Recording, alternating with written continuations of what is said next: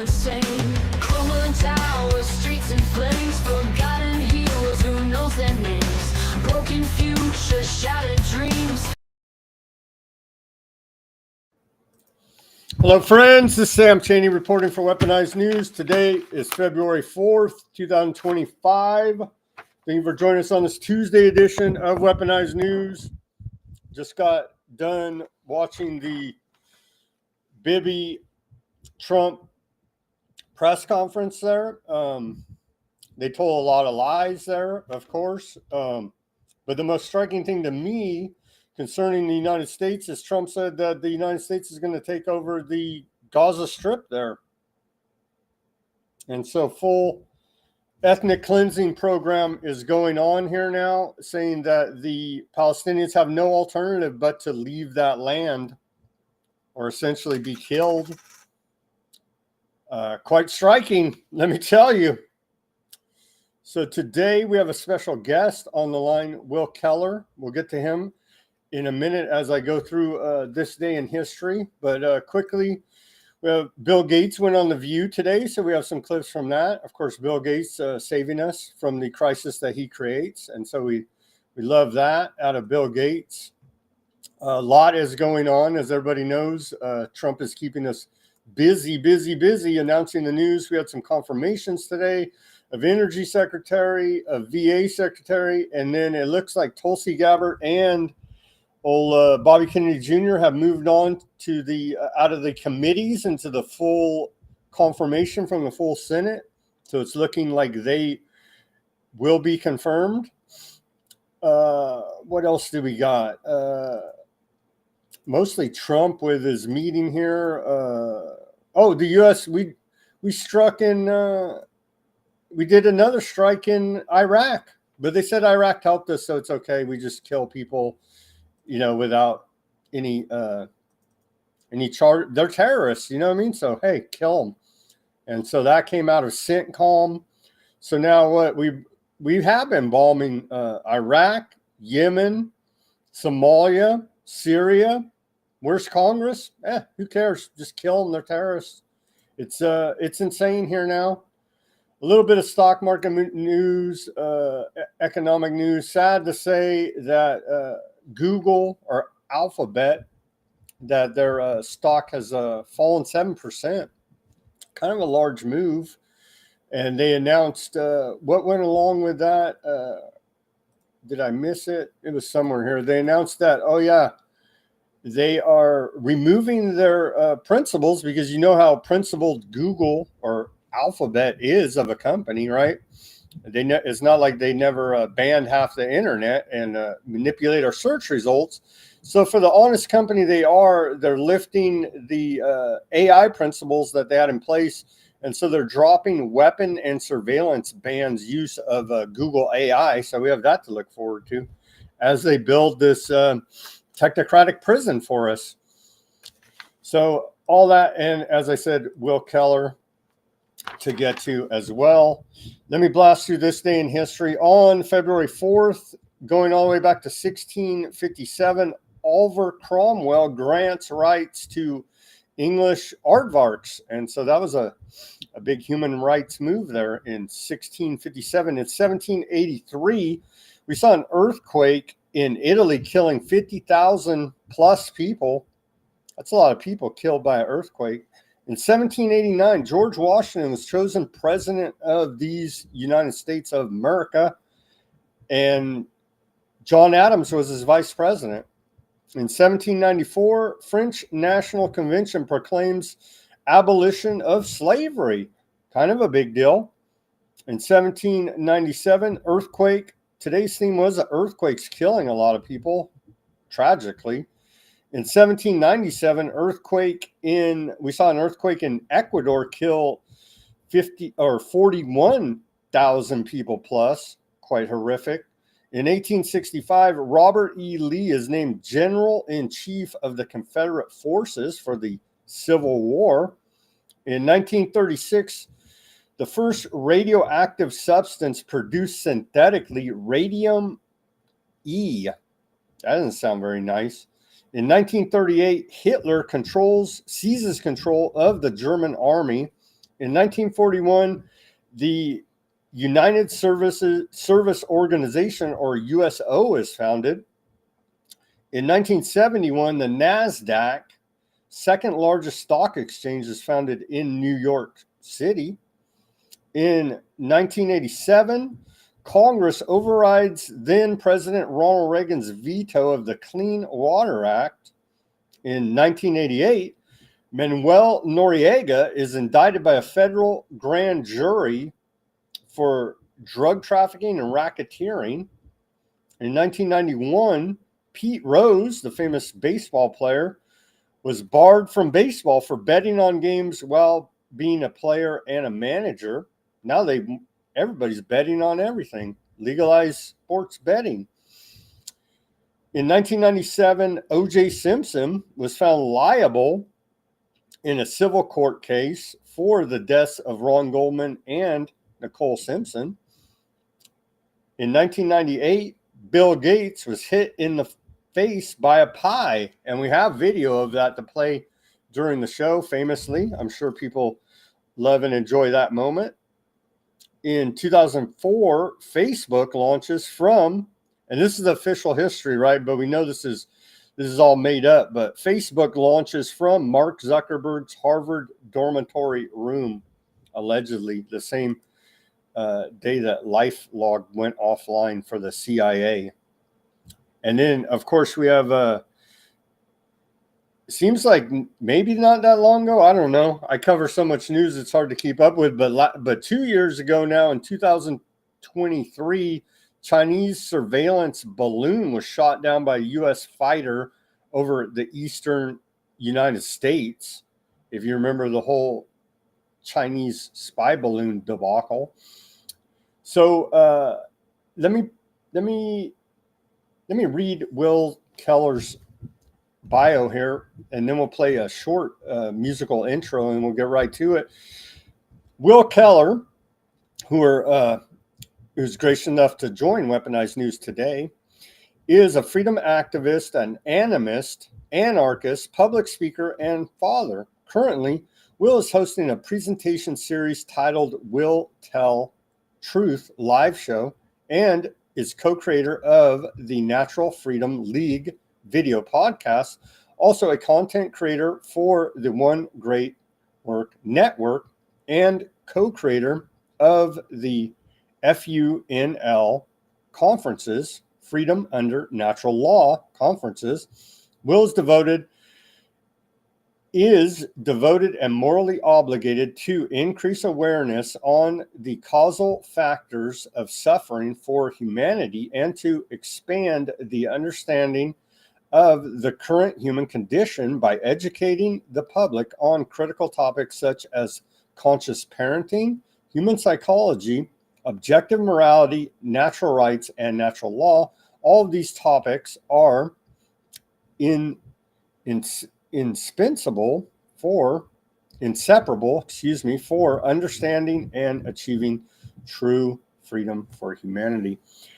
And so we're going to get right to Will here. Here's this new artist who was supposedly banned, Aya May.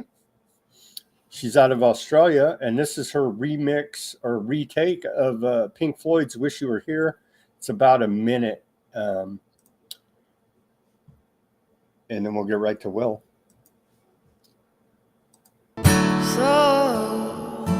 So you think you can tell heaven from hell, a world full of pain, a ceasefire prayed for, red flames for the angels, the truth from a tale. Do you think you can tell? Did they get you to trade your borders for votes?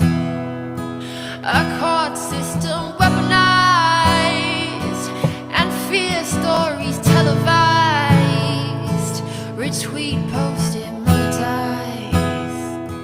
Did you exchange your freedom, rights, and your choice for a lead role Well, how you doing this Tuesday? I'm doing great, brother. Thanks for having me on. Thank you, Will. Um, so, like I said at the beginning, well, we'll get to that. Let's play to honor the day.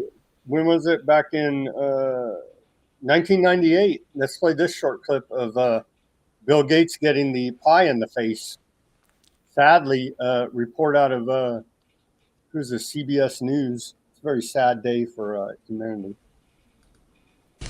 Police and security guards in Belgium were caught flat-footed today by a cowardly sneak attack on one of the world's wealthiest men. The target was Microsoft chairman Bill Gates, arriving for a meeting with community leaders.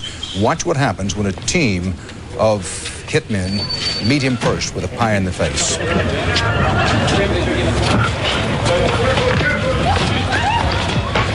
Gates was momentarily and understandably shaken, but he was not injured.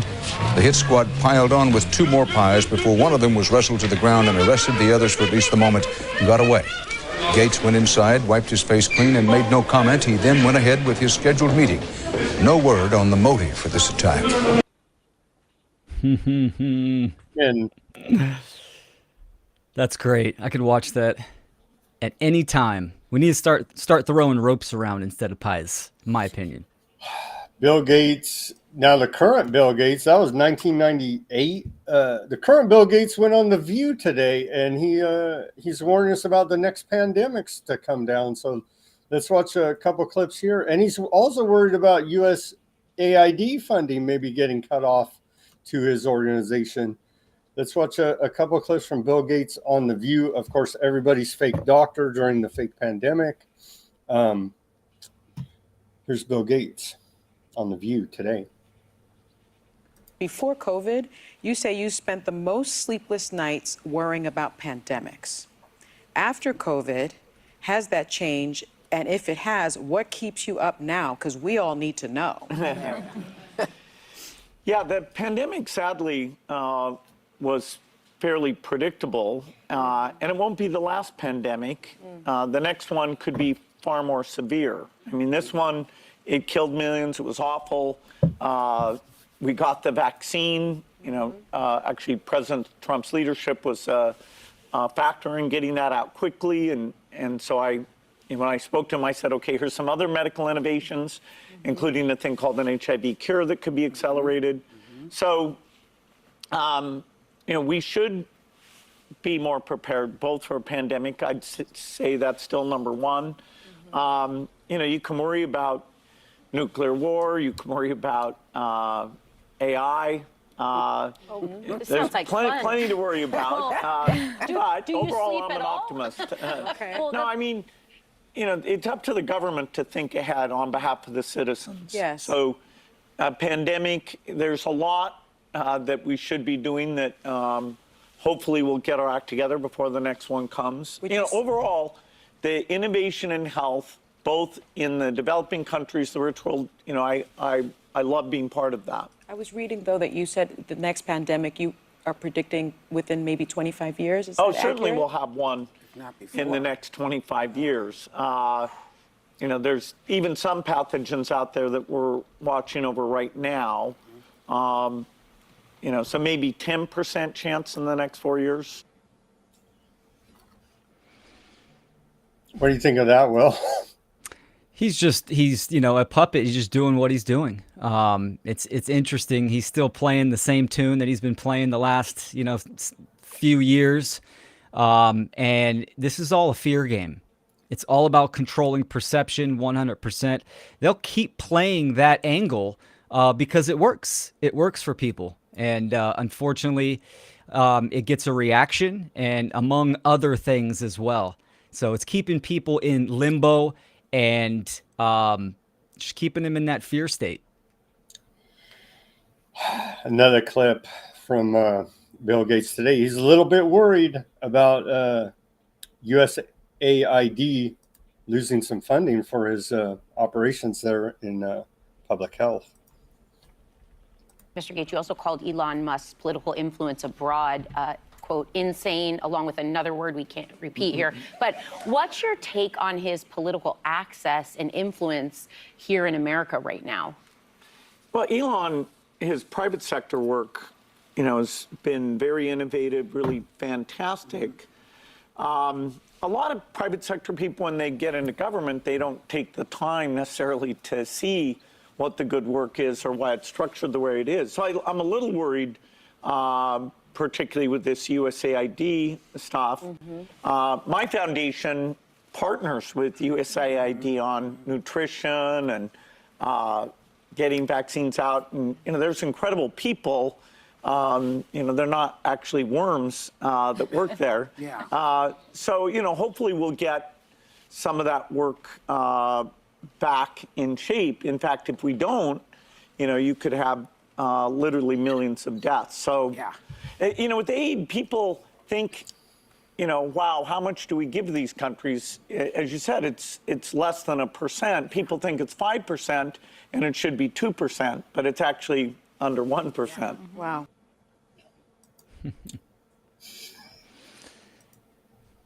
Yep, the chat it had me cracking up. Somebody grab a pie, and we need to see a lot more of that. Here's some sad news today, Will, that we're learning out of the EU. EU approves use of insect powder in foods. Starting February 10th, the European Union has passed a regulation allowing the inclusion of up to 4% UV-treated mealworm powder in various food products like bread, cheese, jams, and pasta. And they're probably already implementing that, right? They kind of spoon feed the public certain ideologies, certain concepts, certain information to kind of control narratives. But these people do what they want.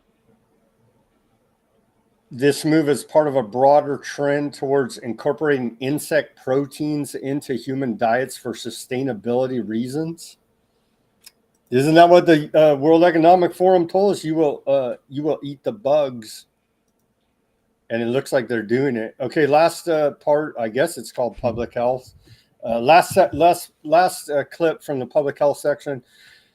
Good old Elizabeth Warren, who's taken over $1 million from the same companies that she's essentially lobbying for as a U.S. senator. I thought she represented the people, but apparently I was mistaken. She's representing corporate interests here. Let's watch this short clip where she's outraged at Bobby Kennedy Jr. because he may be questioning their miracles here. So here's a short clip from her. I think this was 2 days ago. Stated, this is not only about a private company that gets sued and has to pay out. Vaccine manufacturers often operate on very slim profit margins. If they get sued repeatedly and successfully, they simply move out of the vaccine space. We've already seen this happen with vaccines in the past. 20 years ago, we watched vaccines just move away if they did not have protection from these kinds of lawsuits. The consequence of Mr. Kennedy's ability to make those lawsuits easier is also the ability to shut down access and manufacturing for vaccines for every one of us. And I think that's stated. So we have to take care, forget about the people that may have a legitimate claim against these companies for injuries and death. We have to protect the miracle manufacturers first and foremost, Will. Yeah, it's interesting. She says that the manufacturers work on a very thin profit margin. Like, wow. I feel bad for them. How are they gonna be able to put food on their table? Okay, we're done with that section. Hopefully, we didn't get banned. I don't know. They said it, not me. But okay, on to the short section here on the wildfires. They're not even wildfires. There are some fires. What do you think about what all went on in LA over the last 3 weeks with these insane fires? It's horrible for the people that had to go through that. But I mean, it's clear that there was some kind of agenda. It was a planned operation for sure. Whether the the details of the vector of that operation are still yet to kind of be revealed. But I mean, there's no coincidences, right? Everything is cause and effect. So when you have the reservoirs drained, the fire hydrants aren't working, the fire department is, incompetent, et cetera, people lighting fires and stuff. I mean, Smart Cities 2028 coming out with their pamphlet. It's like, when you dive into that pamphlet, it doesn't say anything about what they're going to do with the current occupants and the residents that are actually in that area. So I'm in Northern California myself, so I've been through similar fires up here with Paradise and Santa Rosa. We see similarities, and it is unfortunate, but this is how the dark occultists, they do things. They run these certain type of events, and people won't talk about it in the next weeks to come. It'll be on to the next thing, unfortunately. On to the next current thing. We're witnessing ethnic cleansing right here in California. And that seems to be the theme of all these dark occultists, like you say, is to carry out these ethnic cleansing programs. Again, everybody go to the Duke Report. Of course, Peter Duke. Peter Duke, I don't know if you're familiar with him. Anyway, he's an independent journalist, reporter. He had his house burned down there. He lived in the Pacific Palisades, and I've been following his reporting on it, and he's calling them all out about it, saying they burned his house down, and he's really upset because the narrative out there, or the language they're using, is wildfires. The I can never pronounce that word. How do you pronounce that, Will? The origin of words? The etymology. Etymology, there you go. And so he's talking about here in an article that he posted on the X. He's talking about Pacific Palisades fire was deliberate act of arson and war against the citizens of California, referring to a coordinated shutdown by the power department and water department meant to deprive the LA Fire Department of water to combat the fire, like you said, as we continue to cover here, along with labeling an arson attack as wildfire. And he says this term is a form of psychological warfare inflicted by our oligarch rulers on an uninformed public. And so that's right. I think he's and he also put out a Substack I wanted to plug real quick for a deeper dive on that. And like I was saying, if you want to support the victims, go directly to Peter Duke on his Substack account here, and he does the deep dive on Roman epistemological. I still can't pronounce it right. Epistemological. Yep. Epistemological warfare again, and he goes all the way back to the Greeks, but brings it to current day about how they're doing it. So if you want to support victims, you're feeling charitable of the LA fires, don't give to their any of their mainstream charities. Go directly to Peter Duke. We know that his house burned down, his family's house burned down there, and give to him. But definitely go read this. It's a long article. I don't have time to go through it, obviously, on the show, but maybe we'll circle back and dig into it deeper. But right here, a deep dive into that, how they're waging this psychological war against us with language. And so they indeed are doing that. Okay, so we said Trump's doing a lot of bad things. Here's a good thing I think he's doing. He's talking about our high-speed rail right here in California. Let's watch this clip from Trump today. What are the feds gonna uncover if they do a real investigation into high-speed rail here in California? Let's watch this short clip from Trump today. One of the things I want to investigate rapidly, because I've never seen anything to this extent, the train that's being built between Los Angeles and San Francisco is the worst managed project I think I've ever seen, and I've seen some of the worst. Billions and billions, hundreds of billions of dollars over budget. In fact, I read where you could take every single person that was going to go on the train and get the finest limousine service in the world and take them back and forth with limousines, and you'd have hundreds of billions of dollars left over. It is the worst thing, and we're going to start an investigation of that because it's not possible. I built for a living, and I built on time, on budget. It's impossible that something could cost that much. And now it's not even going to San Francisco, and it's not going to Los Angeles. They made it much shorter. So now it's at little places way away from San Francisco and way away from Los Angeles. No, we're going to start a big investigation on that because I've never seen anything like it. Nobody has ever seen anything like it. The worst overruns that there have ever been in the history of our country. What are we going to find if the feds do a real investigation into the state of California high-speed rail project? So much corruption that it's like it's literally off the rails of the level of corruption on this thing. And people don't understand. I live right by not right by it, but right in Fresno here. And we literally have a monument to corruption, the bridge over the San Joaquin River. They built a bridge that doesn't have rebar in it, that at some point in time will have to be torn down because the concrete doesn't have rebar in it, but it's built there and it just stops, right? And so I haven't driven by it in a while because I haven't went that far west, but you drive by it, and the job now of the city, whoever's managing the state, I guess, there's all this graffiti all over it. And so the gangsters, the graffiti artists, they go and graffiti it up, and then they go and paint it over, and then the next week it's graffitied up again. And so it's just this blight now, and it's a monument to corruption here. It's quite a sight to see, Will. Yeah, no shocker for, the state and how it operates. It's like that all over California, especially in my area, all around the Bay Area. That's how government operates, right? It doesn't do anything efficiently. It just steals money and it lines its own pockets. It's a corrupt system for sure.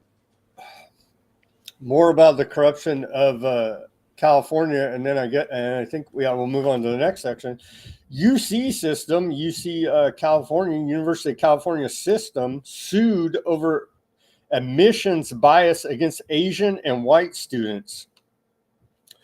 A student group named Students Against Racial Discrimination filed a lawsuit against the University of California system yesterday, alleging racial discrimination in admissions by favoring Black and Hispanic applicants over Asian and white applicants. The lawsuit claims that despite California's constitutional requirement of color blindness, the UC system has been using racial preferences in its admissions processes, which contradicts federal and state anti-discrimination laws. We're like, everything is exactly backwards and opposite in California, and they whole time virtue signal like they're the good people doing the right thing, progressing, they tell us, Will. Yeah, exactly. It's inverted. It's all about polarizing dialectics. I mean, you see now that, Trump's the president in office. There's a lot of going backwards on the DEI. Corporations are coming out and getting rid of that kind of stuff too. It's always a balancing to one extreme or the other, and it keeps people in misdirection. It keeps them in anxiety and in a state of fear for sure. Trump's offering Trump's buyout offer accepted by 20,000 federal employees. Do you think that my fear? We know the federal government's corrupt beyond imagination. Something needed to be done, but is the replacement, which is potentially AI, going to be even worse than the corrupt system that we have now? But something had to be done. So Trump offered a buyout or be fired to a bunch of these federal employees who didn't even show up to work. Like 6% of the workers showed up to work, and like 4% were janitors and security. So like basically 2% of the federal workforce showed up to their offices to actually work. And so these people were sitting at home collecting fat paychecks, fat pension plans, fat benefits, all this stuff. And so something had to give, and it is giving now. Do you think it's going to be worse or better, or what do you think about this, the downsizing of the federal government? Well, I'm an abolitionist, so You want no government at all. absolutely no governance. There's only one legitimate government, and that's self-governance. You cannot abdicate rights that you yourself do not have. Everything would function on a local level. And of course, and this is how it is in nature, in truth, and in reality. And that's, that's the whole mission of my work, is getting people to recognize that the religious, false axiom of the belief in human authority is completely immoral and illegitimate, and it's the cause of human suffering. So having any type of authority that can rule over other people, not just people, but the land, animals, the planet itself. It's all encompassing. This is the stem of the problem. So yeah, I think the complete eradication of government and state, federal and state. Well, I think we're going to wind up getting AI instead of people. Well, I'll say this too. What I think is going on in this time period, it's a transitional time, meaning, for instance, maybe hundreds and hundreds of years ago, the dominant status was kingship or queenship. Sure, we still have that in countries still, but then it moved to more classical government, like what we have here in America, and quote unquote democracy, right? Which is just mob rule. We're going to see that. We are seeing that transition into that technocratic state where absolutely AI is going to be that infrastructure that's going to, oversee and function with this corporatocracy. But absolutely 100% behind all of that is these, psychopathic, parasitic, dark occultists, for sure. And this is just a transitional period.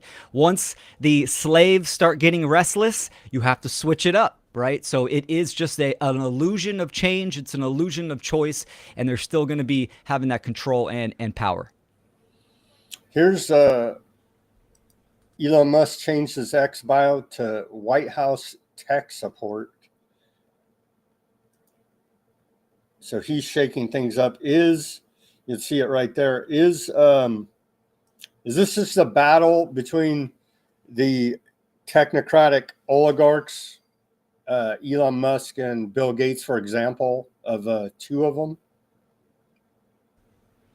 Well, I think they're always going to play on that dialectic, right? There's going to be the extreme sides, the good left cop, and bad the right. cop, right? Absolutely.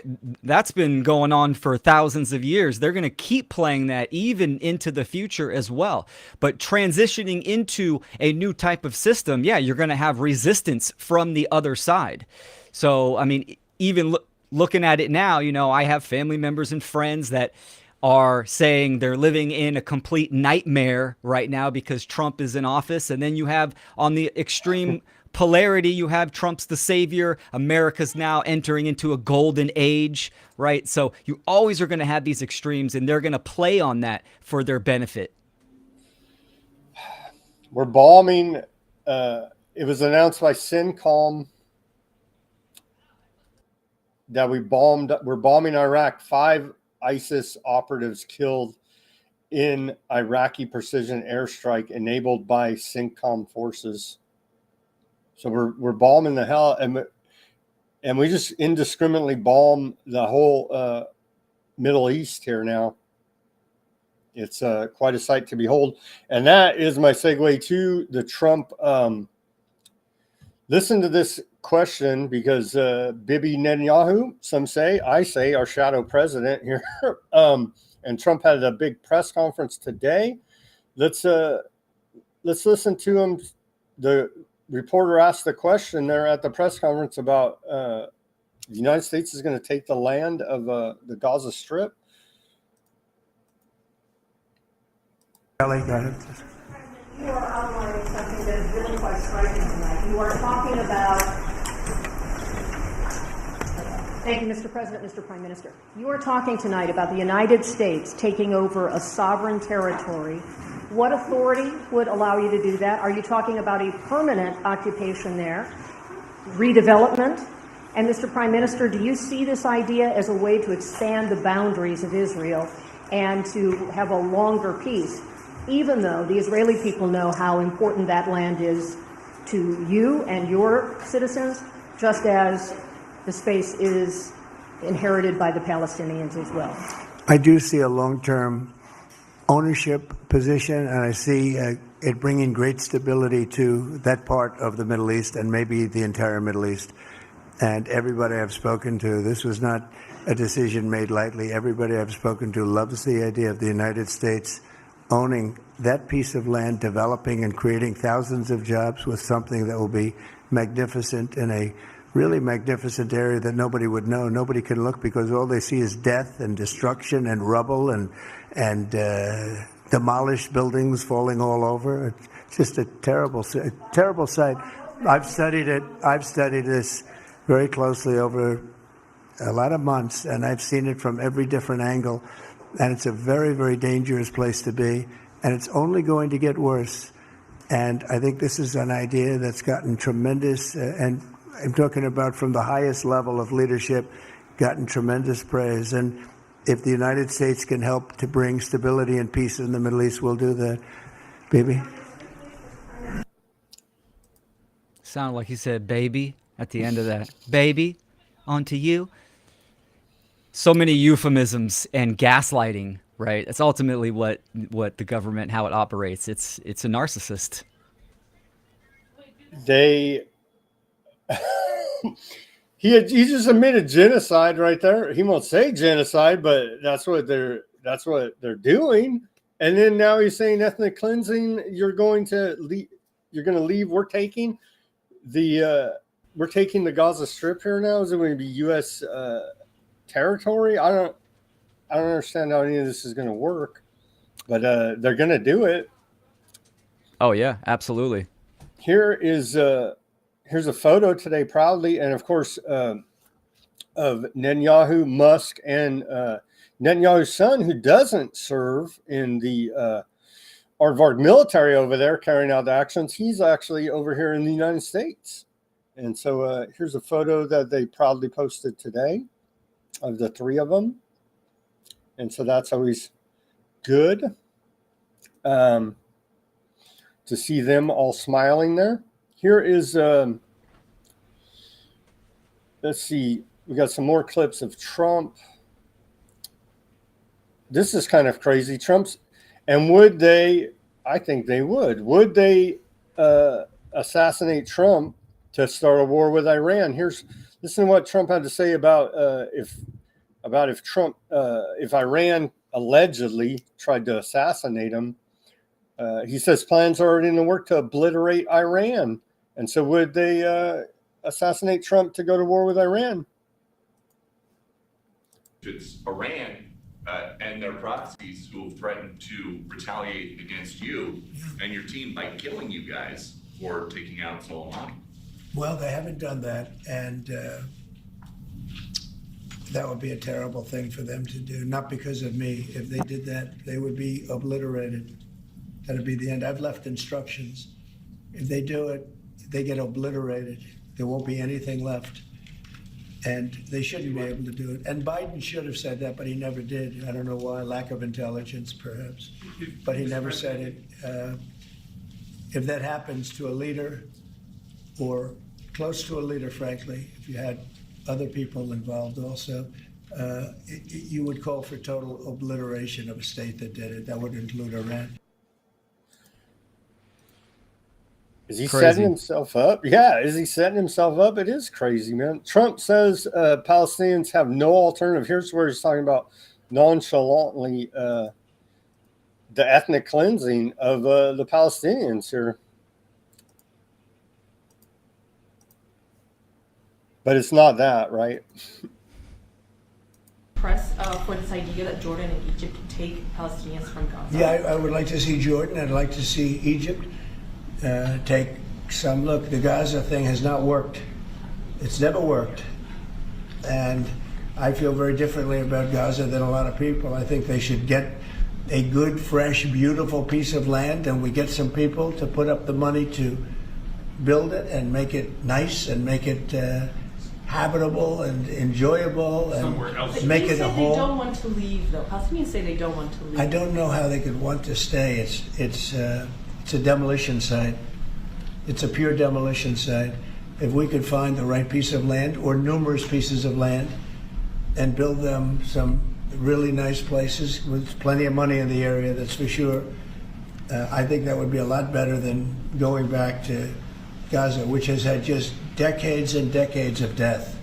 Where would those pieces of land be? Well, they Those could Arab be in countries Jordan, don't want and they to. could be in Egypt, and they could be in other places. You could have more than two, more than one, but you could have more than two.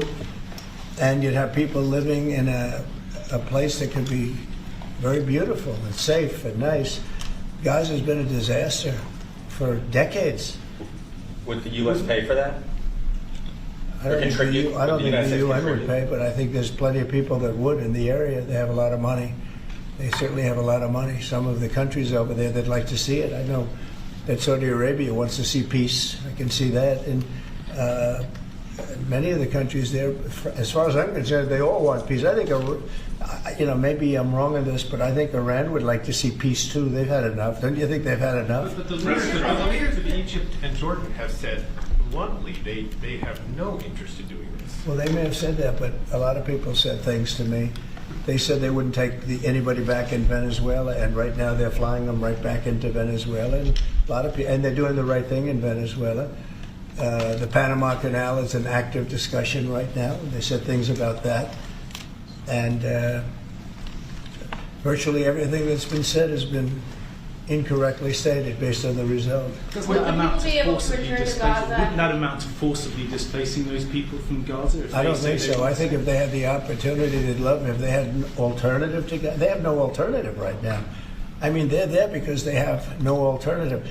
What do they have? It is a big pile of rubble right now. I mean, have you seen the pictures of it? Have you been there? It's terrible. They're genociding them. Just say it, Trump. You know Exactly. what I mean? Yep. Exactly. Just trying to be the savior. It's sad. It's sad for all the people over there. But how, charismatic he can say, oh, we'll just move them to somewhere nice. Like he's going to put them up in the Trump Hotel or something, right? It's like this is this people's land. And the genocide has been going on for many, many years. But there's objective agendas that doesn't matter who's in office in America. They just keep moving forward, keep connecting those dots, right? This is advanced chess. Let me just throw up the headline here real quick. No alternative. Palestinians have no alternative. So, and I don't know if we heard it there, but at the press conference, he said, if they don't do what we say, we're going to get violent, is what he said. There's so much to cover, but I'm sure that'll be clipped out. But he was very explicit about it. He didn't directly threaten them with killing them, but he said, we're going to get very violent if they don't do what we say. And I was like, damn, man. That's exactly what they'll do, for sure. Yeah.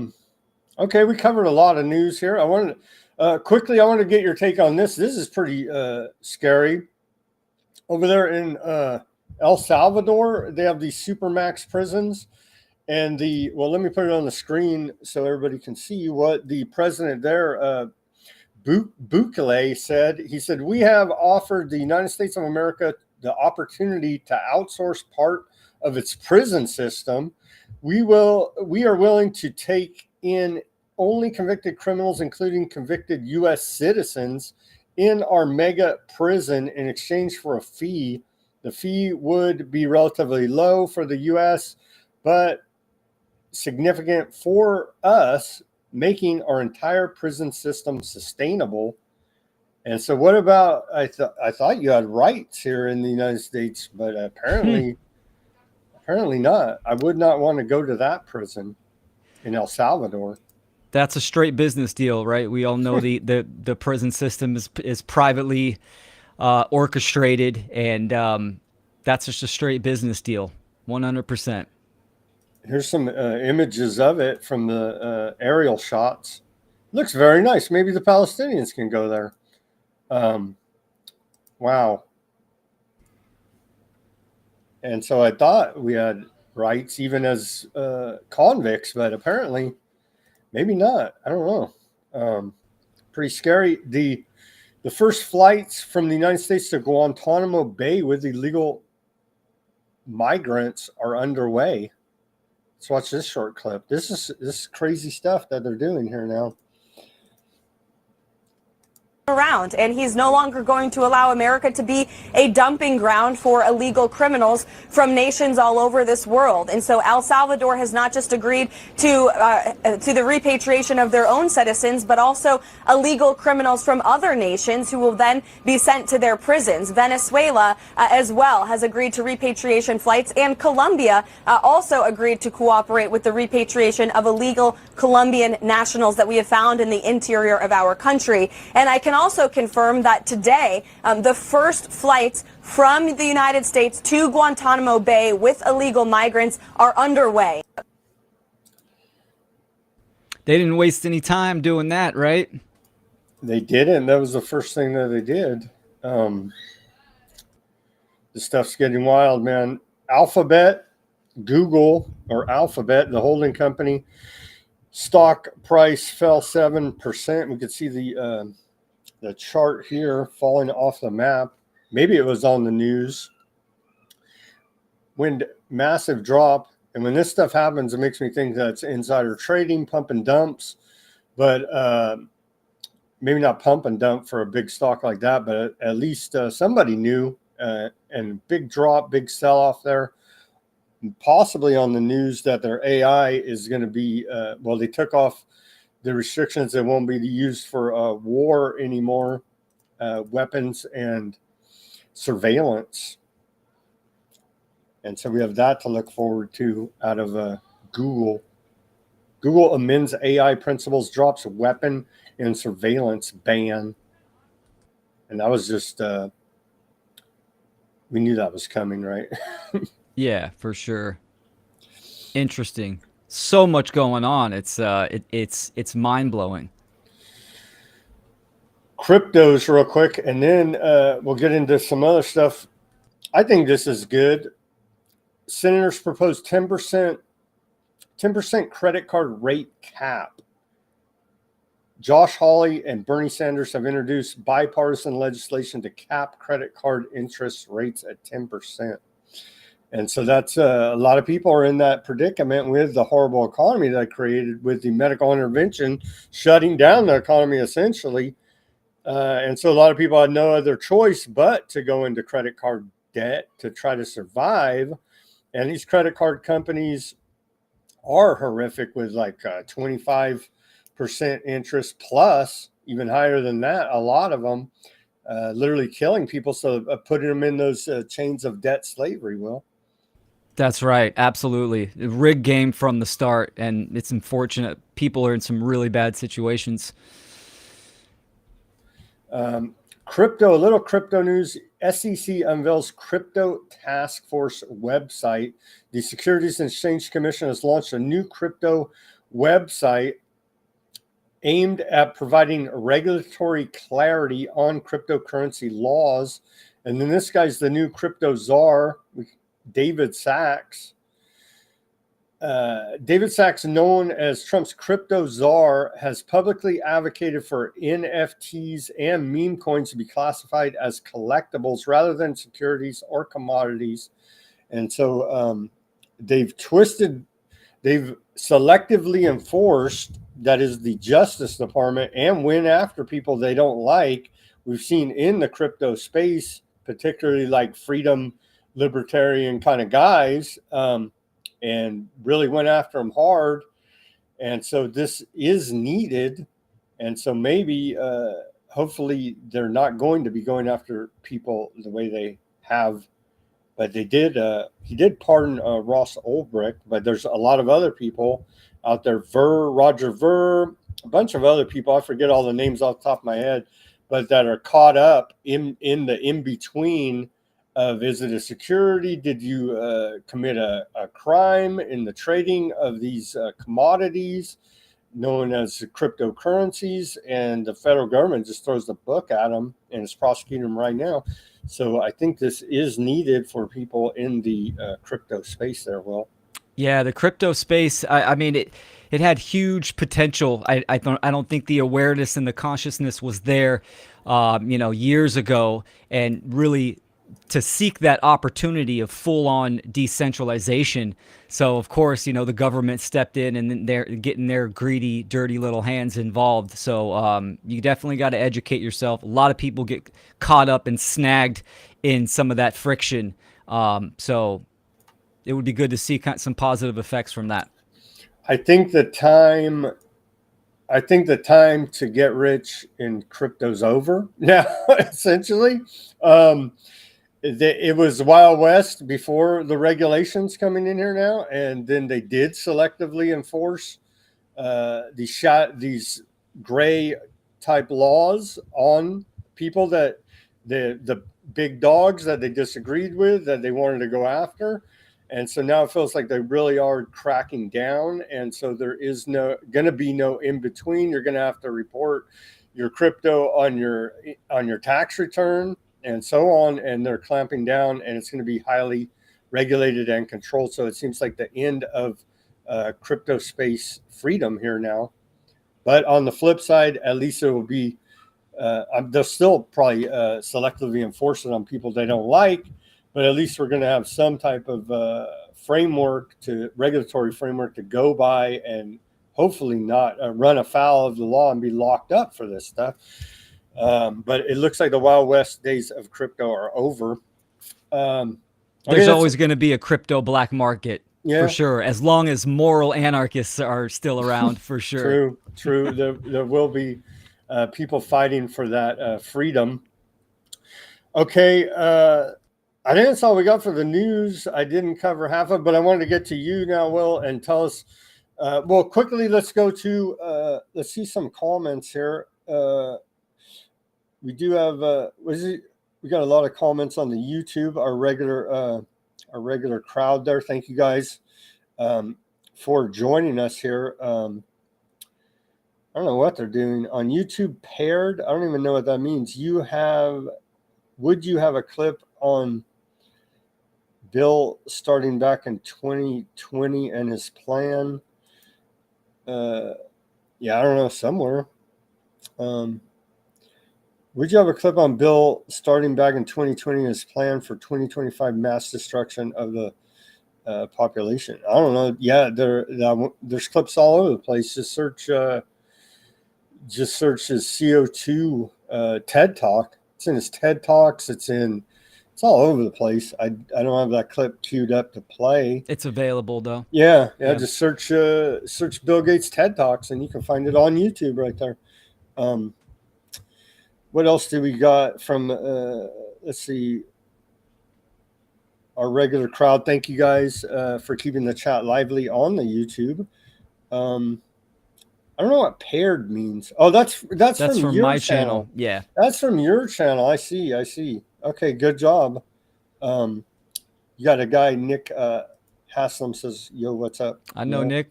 Thanks for joining, brother. We got Ruckus and Barry, of course, our unpaid co-producers here that are helping us manage all of our channels and keeping the chats lively. You gentlemen are appreciated. Regular viewers and unpaid co-producers of Weaponized News here, and so much appreciated from those gentlemen in the audience tonight with us. Just trying to pick out something in particular. But thank you, Will, also for sharing on your channel and pairing us. That helps spread the word here. Absolutely, get some new eyes from my side. Anybody that follows my work over to your great show. So. Thank you, Will, for that. Let's go now to, with Barry's permission, I'm going to read a personal email that he sent about his Barry. And don't you guys start throwing chairs and want to beat him up and all this stuff. and started calling him all these bad names. But turns out Barry has shared this personal story of his journey here, spiritual journey, with us, and he's given me permission to read it. Barry was a Freemason in the early 90s, he said, and he found Jesus in 2003, and he faced a spiritual battle after. Well, let me read directly from the email. Barry says, it freaks some people out that I was a Mason in the early 90s when I was young, so I don't talk about it much. When I found Jesus in 2003, I was already long of it.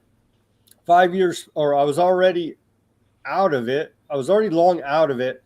5 years, but as I studied the Bible and such, I realized I had to fully come out and renounce masonry, and all the idolatry, etc., attached to it. So there is a long story to it, but when I went on a retreat by myself for 3 days camping and did it alone with God, fasting, etc., came under spiritual attacks confirmed through prophetic intervention later on when I was on a full week-long retreat at Jacob's Well, an hour west of me.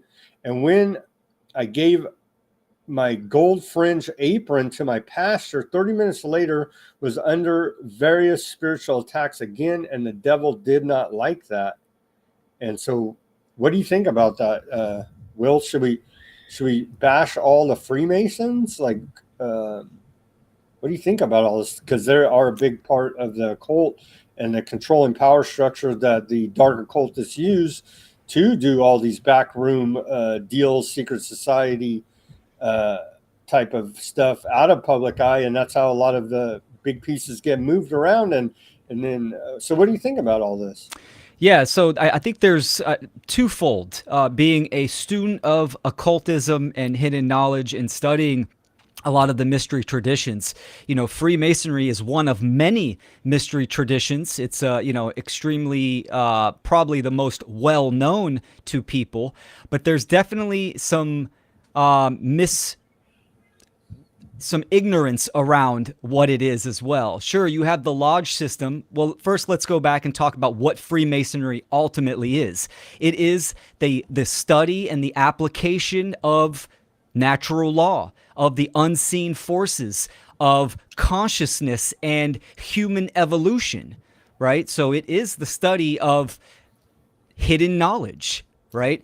But how you use that knowledge is what makes Freemasonry or any other mystery tradition light masonry or dark masonry, light thelema or dark thelema, right? It's how you use it. Are you using it within your own spiritual development and evolution to morality and in harmony with nature, or are you using it in the satanic sense as the selfish sense to get a leg up over your fellow human beings, an immoral application of hidden knowledge itself? When you look at kind of the conspiratorial realms, people are always saying, oh, it's the Masons, it's the Masons. Sure, you could track Masonry all throughout history, going back, even way before the establishment of America, absolutely. But it goes a lot deeper than that and a lot further beyond Masonry, the lodge system. So having someone Barry in the letter, that's excellent that you, I think that's great. That's a positive thing that you don't actually need the lodge system anymore. You turned in your apron, because ultimately we are on this journey on an individual level, and there's no arbiter between you, God, nature, the creative supreme mind. That accountability and responsibility is up to us alone to do the work. So when you hear people saying that it is the Masons that are pulling the strings, it's pretty far from the truth, because that is a broad topic, right? So sure, Freemasonry, but what's the context of the information within Freemasonry? And that's where when you go deep enough, you understand it's about morality. It's about the governing dynamics on how to manifest change and how to function as a human being in the psychological realms. This is where that information it lies. And the people behind the veil, the social engineers, they are dark occultists. Sure, they might use Freemasonry, they might use Rosicrucian, they might use Thelema, they might use all different types of applications, and these are just kind of gears that one can use within your own journey. Ultimately, it's all one type of mentality, and that's what me and other researchers call Satanism, not a Christian, diversion of Satan. It is a mindset of me, me, me. It's straight solipsism and egotism, and it's about control. Will, I was going to ask you about Sure. this. I understand it's the mindset, but it looks like they're also used the Hollywood version, just call it, of dressing up and all this, looking evil, say goth, whatever, also as part of cults to mind control people and send them out to do evil missions, to do murders, rapes, and all these crimes. But that's not actually, the real guys are wearing the suits, right? Suit and ties and looking like Trump and Netanyahu. But they use these little subsects of people under mind control. They're into the Hollywood version. Sure. Am I explaining that right? Am I thinking right about that? That's absolutely an aspect of it, for sure. It's full spectrum. You can have doctors, lawyers, teachers in there, and you can also have the application of the dark arts, where something like MK Ultra or the Montauk Project, you can have people that are doing horrific, rituals, etc. But we need to step out of that box and expand our awareness. I see the military-industrial complex. That is the application of the dark arts. These people that are bombing and killing, hundreds of thousands of people. So it's not just what the Hollywood variant is trying to perceive. That's just what they want the majority of people to think it is. So, but it absolutely is an aspect of it. You think that's why they're constantly showing us all the symbolism, the one eye, the covered eye, all this stuff, and people put it together and see and say, well, look, there are all the music industry, all these different entertainment industries, music, sports, movies, all this stuff, and show all these famous actors and people in that doing all the symbolism. Do you think they even know? Are they trying to use this for some kind of power? Or are they just dupes behind and following whatever the cameraman is saying? Because they always say, well, they're doing this symbol or they're doing some type of hidden symbol. I'm like, well, that could also be that when people are out public speaking and whatnot, they're taught to do something with their hands so they're not fidgeting.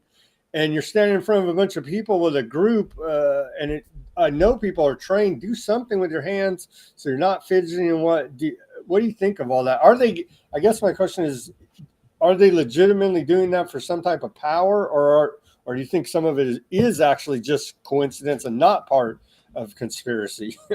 I think it's all of the above, right? Just in, Freemasonry, there's levels of awareness in the lodge system itself. Same thing applies in the real world. I would say, the majority of actors or musicians, they're at a photo shoot.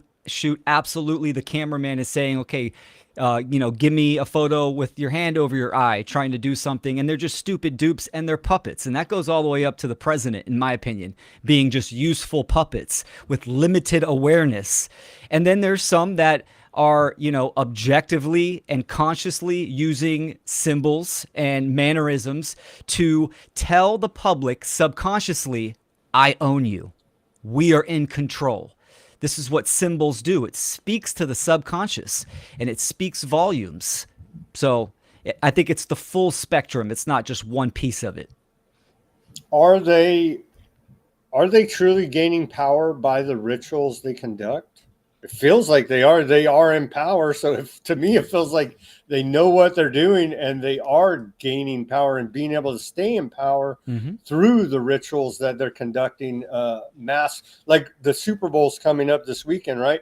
We know at the Super Bowl halftime show, they're going to do some kind of crazy occult ritual there. That's just what they do. Do you think that, as one example, on the Grammys, I don't even watch any of this stuff, but I see it, people post clips about it. Do you think they're really, and I always say on this show, I don't believe in this stuff, but I believe they believe in it. And so for me, I guess my question is, do you think they're really gaining power out of conducting these mass rituals? I don't believe it. I know they do. Because everything in reality, in existence, is about the influence of energy. We are doing, we are influencing energy right now with the viewers watching. So we have to demystify. And this is where the knowledge and the education of the occult is vital. It is crucial that people understand that it's not just candles in the forest in a pentagram and sacrificing an animal, spreading blood in a certain way. No, it is the Super Bowl where you have hundreds and thousands and millions of eyes and attention and focus. It's something like 9/11 that can drastically shift the climate of the planet, right? So it is the interaction and movement of energy itself. We all perform rituals every day. A ritual is our habits. It can be micro or macro. What do you do when you get up in the morning? Do you have a morning ritual? Do you have an evening ritual? And then there's the big events, it could be a celebration, a birthday, an anniversary. Those are all rituals as well. It all depends on the context and what is the effect that it has on you, your surrounding environment, and other people. I think you did a good job of demystifying and explaining it very well. Thank you. That's my goal in my work, is to simplify the profound, take these obscure, deep topics and break them down in kind of layman's terms so we can understand. So rituals are an everyday thing. I mean, just look at the police and military. It's a constant ritual for the social engineers, where they go out and they pull people over and they extort them, and they put fear into the minds of people. The mainstream media every day, 5 o'clock, the morning news. These are all rituals that have profound effects on the consciousness and awareness of individuals. Barry saying, cut to the RFK Trump handshake and text out in the open. How about that question? I don't have that queued up, Barry. Sorry. We will. But do you believe all these guys that we see in the public eye, they're all part of secret societies, and they all do the secret handshakes and winks and nods in this, and are playing a bigger game on everybody? Is there anyone genuine in a position of power that may affect change, I guess, is also a part of my question. Or can we just take the black pill now? Well, I'll say too, I mean, at least it depends on the context and the condition, right? But I mean, you look at these huge influencers nowadays. What are they talking about? What's their overarching message? That's what I look at. Some people, it could be an Alex Jones, it can be RFK. He might say something good. He might say something correct and truthful. Sure, you can take pieces of that. But what in its totality, what does he stand for? What is his message? 99% of people out there are controlled opposition. I'm not saying that they are agents of the state. I'm saying that their level of awareness is misdirecting people. That's what it comes down to, through their message itself, because they're not talking about causal factors. They're not talking about natural law, the governing dynamics that create change. Most of them are in this mindset and state of mind of the belief in human authority, where they advocate for the state. They advocate for slavery itself. So it depends on the conditioning, and the condition and the context of what they are about. But I mean, absolutely, if they're on TV and they're well known, you definitely can be sure that there's a reason for that, for people's perception. It's that controlled. That's what they want. They want to control the availability of information. They want to control people's perception, and that's why they have the polarizing dialectic, two false extremes. They don't want people stepping out of those two false extremes and actually diving into a correct diagnosis, the root of the problem, the causal factors on what really is going on, which always stems back to the mind and psychology and action, because now you're out of their game. It's like kicking the chessboard over and say, no, I'm not playing this with you. That's where they don't want people to go. Tell us about objective morality. Well, how can we objectively be moral? Great question. Let's define morality. Morality is the difference between right action and wrong action, right? Meaning that there is a difference. When I say this term morality, the majority of people, they immediately go to religion.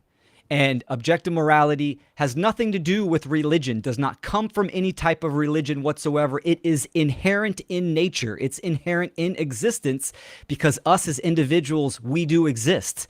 So what is a right? We can understand that by talking about what a wrongdoing is. We can simplify it because there's an unlimited amount of rights that one can perform in reality, but there's only a few wrongdoings.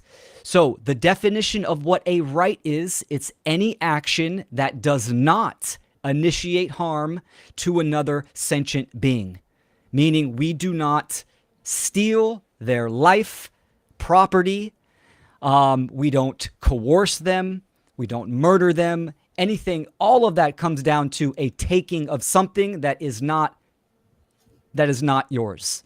That's what the rights come down to. So, and that is objective in nature. It's not based on perception. It's not saying, oh, well, in my religion or my culture, it's okay to rape a woman. Nope. It's objectively wrong because you are taking something that isn't yours and consent was not involved. When you understand this simple, truthful concept in truth, and then you apply it to the world, you can apply it to government itself. Where does a person that's claiming to be in a position of authority, a ruler over other people, where do they get the right to do that? They don't. It's made up. It's perceived power. So once you get to that reasoning and understand that, then you know that government itself is illegitimate and it's immoral and it should not exist whatsoever. It's just the problem is the majority of people are ignorant to what is right and what is wrong. So they believe that human beings need to have some type of control structure, and they give government power. Well, the argument is that if we don't have these men with guns, then some other men with guns who we don't allegedly control are going to come along, and then they'll be the ones in charge. Yes. Oh, there's all kinds of justifications, right? Well, human beings are, inherently bad. They just want to seek power. Like we're actually born out of the womb, wanting to cause harm. If anybody has kids, that's not the case. Human beings are 100% programmable species, meaning that the information you put into a child in the formative years will dictate how they function and operate in their later years. So we are programmable. That is the true nature of a human being. And, a big part of my work is conscious parenting, getting parents to understand objective morality, what natural rights are and natural law, so they can educate their children on this, because this is ultimately where it comes down to. How is the majority of people ignorant to the governing dynamics of reality and what their rights are? You have to know what a right is to defend it, right? And we obviously are getting our rights stripped away and violated on a daily basis. That proves that people do not understand their rights. And it all comes down to incorrect parenting. So it's a vicious cycle of mind control. And, it's going to take education and willpower and care to get out of it. Do you think those put in the power structure are, by the dark occultists, are also mind control victims? Oh yeah, I'm sure there absolutely. Like there you are said, people. they're raised up to fill these roles in our society. Yes. Oh, 100%, 100%. It stems from their childhood, either directly or by de facto, indirectly. They are raised a certain way to want to be, serve my country or be a police officer or be the president or whatever it may be. And yes, there are, mind-controlled operations that people are. We have to understand that the actual people behind the veil, the actual dark occultists that you will never know their names or see them on TV, this is a bloodline. This is a heritage tradition where their children are going to be the next rulers to inherit the condition of this planet. So it's many levels, top down, type of scenario. And yes, some of them are born into this and some of them are just raised incorrectly. Tell us about natural law. Why is it so hard to understand the basic? It just seems basic, but why is it so hard for the majority of society to understand? Yeah, great question. So what is natural law? Natural law is the universal, immutable, binding, objective, non-man-made dynamics that provide us the consequence of our free will choices. So I like to let people know, you can look at any facet of society. We'll take just science. And even scientists recognize, they call them constants. Or just constant principles, gravitation, thermodynamics, right? You need to understand the objective, immutable conditions of aviation if you want to fly a plane. It's not based on belief. It's not based on anything like that. You have to know nature. You have to understand the laws of nature if you want to fly a plane. So there's these objective principles that are governing, that are here, that are put here by the Creator itself, right? So natural law simply is cause and effect. Through our free will choices, we are going to get our choices the cause, and we are going to manifest the outcome, the conditions through natural law. Natural law is going to organize and bring us the conditions of our free will choices.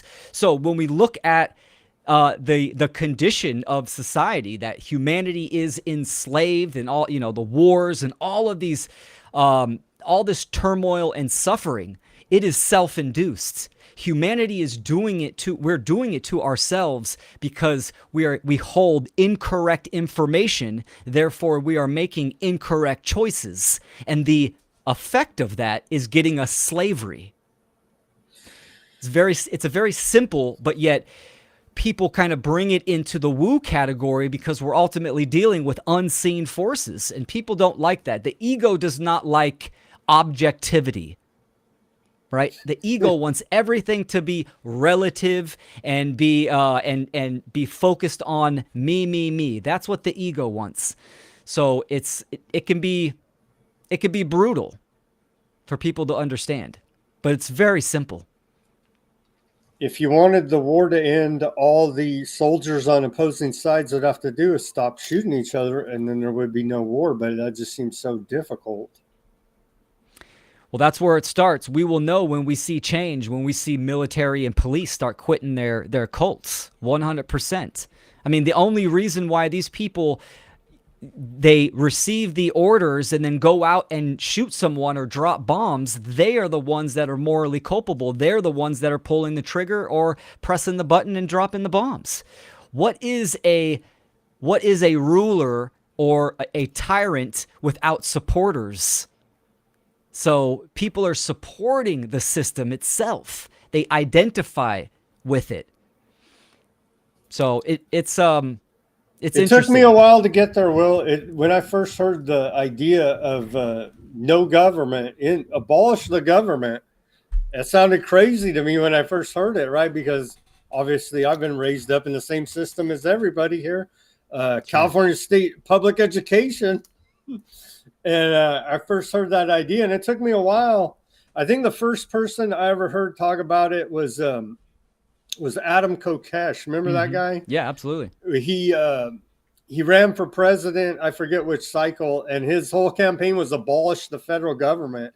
And at that time, I was like, "This guy's crazy." I was thinking, right? But then the more I thought about it, the more I was like, "This guy's right." But it's too big of a concept for the majority to grasp. It feels like, how can we ever get there to where it's self-evident that, this is the way that it needs to be done? Because I mean, it seems self-evident to me now, because you just look around, like you say, the condition we're in is slavery, the death, destruction, and so on is not good. So it seems self-evident to me, but how can we ever get there as a society to where it's self-evident and everyone just says, hey, we can't do this program anymore?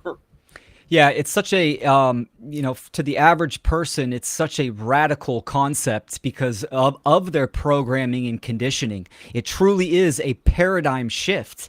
It shatters their false worldview.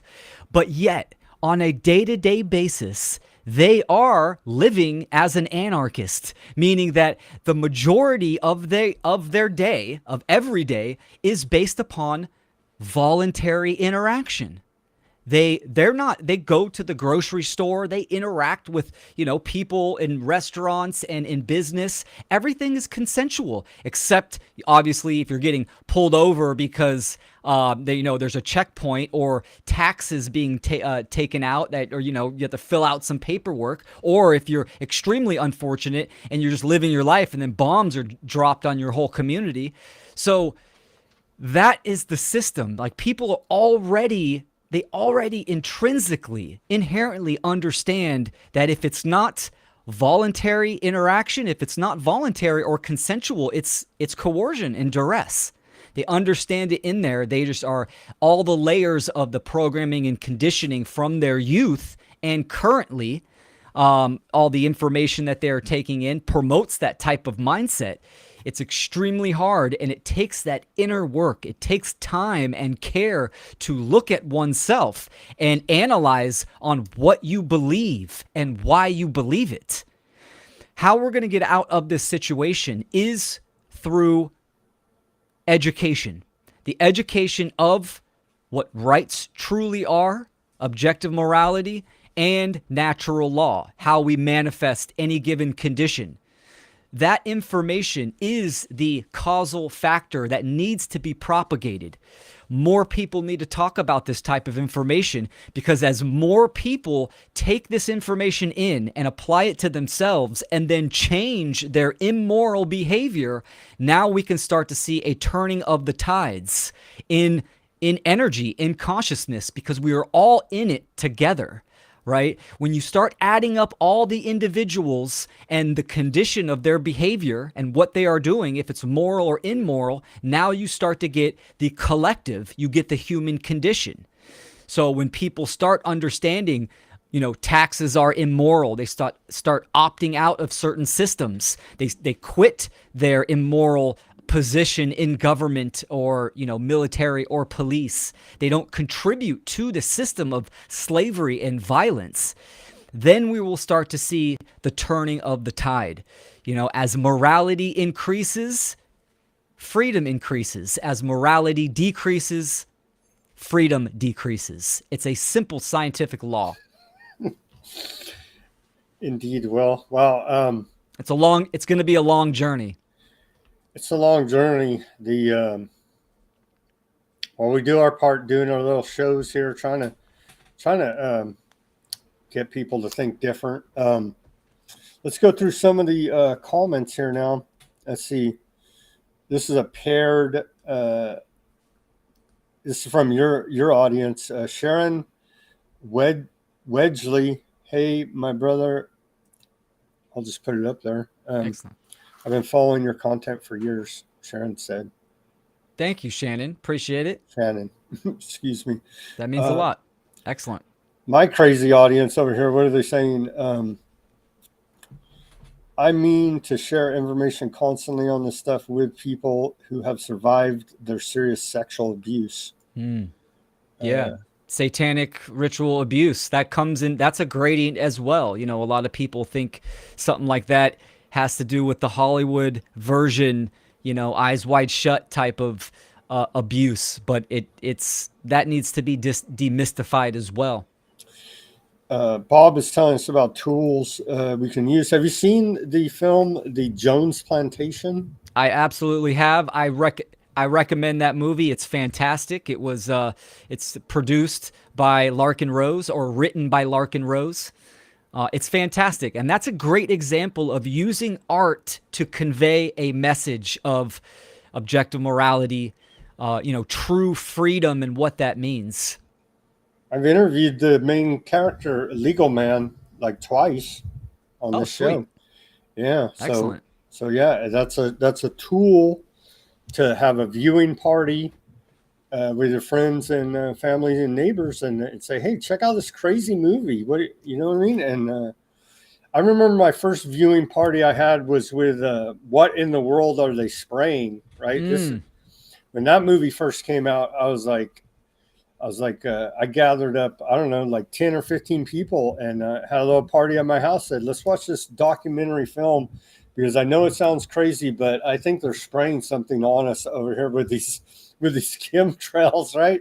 And then people watched that, couldn't believe it, thought I was crazy, but then slowly started believing, oh yeah, they are actually spraying us. I believe that they're doing something. Trump is, when they shut, or Bobby Kennedy or any of these people, when they shut down the chemtrail program, the geoengineering aerosol injection program, when they shut that down, then I'll believe they're actually doing something for us.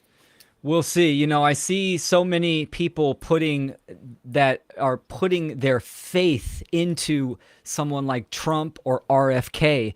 I mean, it's mind-blowing. When RFK was at the Senate hearing, he said, I'm going to restore trust in the government, and that will increase needlecraft uptake. It's like, there are no saviors. It's up to us individually to change the tide. And it's just mind-blowing that people... That's a continuing theme that we see, Will. Yes. Where Bobby Kennedy said, restore trust. The World Economic Forum says, why? We should never trust you guys ever. Look at what all you've done here now. And you're even admitting that we need to restore trust. Well, hell no. Yeah. Hell no, we don't trust you guys. Look at what all you've done, especially over forever, but especially the last 5 years here now, in everybody's face, undeniable tyranny that they bestowed upon us here. And so, hell no, we're never going to trust you again. But I have fears that, like you say, well, our guy, Bobby Kennedy, whoever, Trump, whoever gets in there, and we could trust him, right? He's doing the right thing. He's going after the government here and there and taking my enemies out. And so now I do trust the government again. No. You should never, ever trust the government, ever. No matter if they put Jesus Christ in there, don't trust the government. I don't think Jesus Christ would serve the government. That's his whole thing, right? This is why the government killed him. Exactly. Yep. Yeah, he was killed by his day, the government and the financial institution, for sure. So I get fallacious claims. I still get, oh, well, without government, who will build the roads? It's like, are you in California? Have you driven down these roads? Like, it's all It's just, again, like I was saying, it's a paradigm shift. It's so out there. When people talk about these type of concepts, we have to simplify it and bring it way down to the basics, almost like we're speaking to, like 9, 10-year-olds, because that's how deep the conditioning and the mind control goes, for sure. The public school system. Yes. Trump did say they're looking at getting rid of the Federal Department of Education. They're looking at these different kind of schooling programs. So maybe that could be a step in the positive direction. Yeah, I think something like that, sure, that's a win. That's a win on the books. But I'll tell you what, I don't have my kid in public school. I homeschool my kid. I unschool my kid. I am making the conscious choice not to eat chemicals, needlecraft. So that kind of stuff doesn't directly affect me, but I am not dependent on those systems for me to make a healthy moral choice. But the large majority of the people that we're trying to get to, that we need to make this big shift in consciousness, are dependent on those systems, and that seems to be the problem. Exactly. They need to wait till Big Daddy government says it's okay, and every 4 years it's going to be different, and all of these promises and stuff like that. People are outsourcing their own power, and it's time to take it back. I had some coffee on my nose. Let's see. Ruckus says, good show, good guest. Well, thank you, Ruckus. Appreciate that, brother. Some more comments here. Legal man didn't talk to everybody. Don't talk to everybody either. I'm grateful to be in his circle. Well, don't make legal man mad. No, legal man's awesome on the X. I love his takes. Let's see. Musk doesn't need money. What's his motivation? His intentions must be good. Of course, he's saying it. Well, his intentions, Ruckus, is to be the technocratic ruler. His intentions. Straight out of Jones Plantation. All right, Will, we're at an hour and a half. Let's go over to the other channels. That's everybody's comments I can see on the old YouTube. Let's go to our other channel, see if we got any other comments. BitChute, of course, we can't get BitChute. Someday, some way, we'll have a live chat feature there, but we are streaming on BitChute, and thank you to everybody for tuning in on the BitChute. The Rumble, there's always a lively chat there. Our same regulars, it seems, here. Share. You guys share. See that annoying scroll along the bottom? Please share. Maybe somebody will catch on besides my shadow banned accounts here. That goes a long ways. People just sharing shows or sharing, links, that kind of stuff. It's needed. It is needed because I know I'm shadow banned and throttled and all this stuff. I was literally banned off the internet at one point during the medical intervention period, except for like BitChute and Odyssey, honestly, every place, and X, because I spoke in code for like 2.5 years or something. Like we have to speak in code now on YouTube still. But thank you guys for tuning in on the Rumble. See, they're giving me false numbers because our co-producers here they tune in on all the channels, but I do appreciate it. Barry, Ruckus, Karen, Carrie, over there in the Rumble chat. I do see a lot more people. I guess they don't feel up to chatting. They're just listening here now. Who else did I see? Another person sneak in there. Let's see. Carrie says, Palestinians have land since thousands of years. Make UK and America pay the rebuild, pay for the rebuild. Yeah, well, maybe. We got to they got to stop dropping bombs first, right? It's a stepwise progression. She says, throw a shoe at Trump. remember that the Iraqi journalist threw a shoe at Bush? Remember that? That's right. Just incredible what he's just, oh yeah, it's all for their own good. You know, they're going to get killed there anyway, living in a pile of rubble. So yeah, we have to move them off that land. As we continue to report here, part of the greater Aardvark land project to steal all that land, essentially. Maybe they're not going to kill everybody. The problem is they can't figure out how to get rid of all the bodies. Or else, I believe they would do the same final solution as the old as their best friends there from Germany World War II. It's tragic. If they thought they could get away with it, they certainly would. As we're seeing, they certainly don't care. Thank you guys for tuning in on the Rumble. The Rock fan, Gene, Barry, John. Thank you, John, for tuning in over there. All government is a legal fiction scam, Barry says.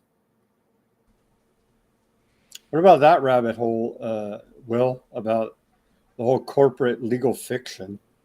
Yeah, it is definitely a rabbit hole, and there's definitely some validity there, right? Because that whole system, the legality, that legalese is a man-made system. So I want people to go beyond that and understand that that is a man-made system, and it's based on violence, duress, and coercion. It has no legitimacy in nature, in the real world. And, you know, but still, I mean, there's value there, understanding legalese and going down that rabbit hole. You know, we all can be violated and drug into court. So understanding how to operate in that kind of realm, I think, is important. So, yeah, there's value there. But ultimately, that system itself is just a mental construct based on immorality. Well said. Here's a paired one of your viewers, Christine Buckley, just tuned in for a few minutes ago. I will have to watch from the beginning tomorrow. Sending love and gratitude. Well, thank you. Thanks, Christine. Hit the like. Yeah, hit the like button. I don't know what good that does, but hit the like button. Oh, by the way, Will, my campaign, and I didn't even plug it. We've been commercial free here now. So at the end, we're going to plug some, give Will some donations, give me some donations. But really, my campaign is trying to be monetized on YouTube for whatever it's worth, making my YouTube comeback here after I was banned for cyberbullying the World Health Organization.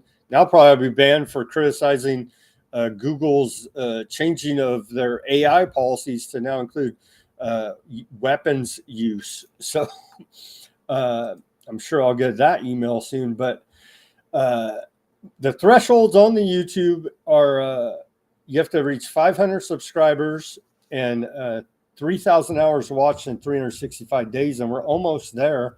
I'm at 494 subscribers, and I need about another, 700 hours watched in about 150 days.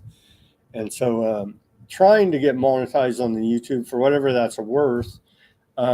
Actually, yesterday's show, I think the thumbnail does have a big effect. I put up just the picture of Musk and Trump and Bibi, and that gets people to click because I know that a lot of people don't like them, and it triggers them, and they click. And what's this about? Mm-hmm. But you do very, very good, very nice thumbnails. I've seen that you put out for co-producing a lot of shows. Will, yeah, absolutely, very, very talented with your graphic design work.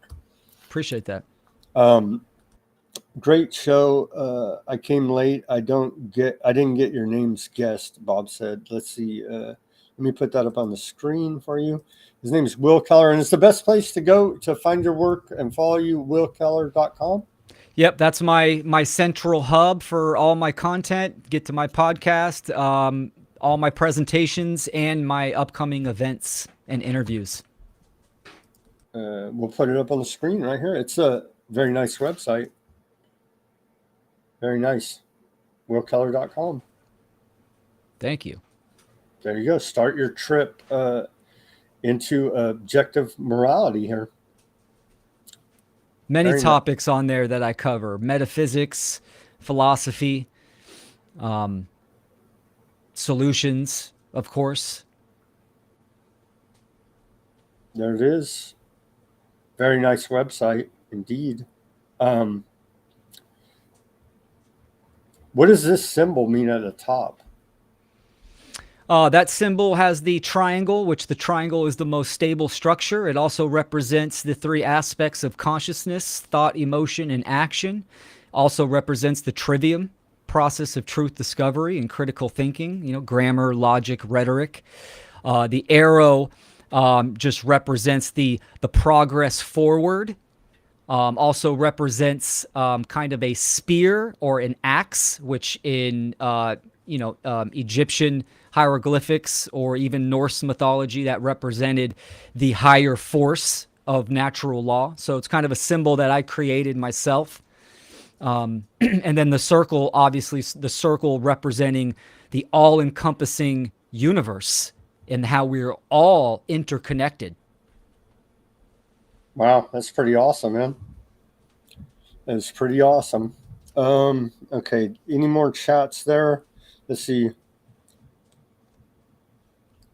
Yeah, Barry's always reminding me to, because I blast through so much information. He's always, thank you, Barry. He's reminding me to plug my campaign to try to become monetized on YouTube. So yeah, we're almost there, Barry. 6 subscribers away. We're at 494 right now. And so for those watching on other channels, jump over to YouTube, Weaponized News, and give us that subscription. Truly appreciate it. Definitely. I've been doing it. Well, I had a co-host for about over a year, and we did most weeks, 6 days a week of hard news. And then he fell ill recently, about 2 weeks ago. And so his name's Simon. And so we will miss Simon, and we pray for him for his recovery. But now I've just been doing it myself, and thankfully had you on.